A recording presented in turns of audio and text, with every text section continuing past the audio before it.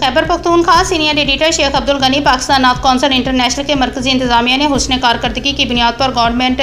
सैनिटेल model higher secondary school की माहियानाज teacher और पश्तो शायर मुख्तियार अहमद शहीन और गवर्नमेंट हाई स्कूल शमलाई के टीचर मुमताज़ आशिक रसूल मोहम्मद बनारस को डिस्ट्रिक्ट बटकराम के कोऑर्डिनेटर मुकर्रर करने का ऐलान किया है, जबकि बटकराम अमन रेडियो के सीनियर रिपोर्टर और मुमताज़ आशिक रसूल ताजुर रहमान को सरपरस्ती आला मुकर्रर किया है। जबकि पाकिस्तान नात कौंसिल खैबर पख्तूनख्वा के सदर सैयद ज़ाहिर अली शाह गिलानी और जनरल सेक्रेटरी चंद ज़ेब खान जदवन ने इस तकर्री पर इज़हार मुसरत किया है और उम्मीद ज़ाहिर किया है कि नए अहदेदारान उम्मत मुस्लिमा के जवानों के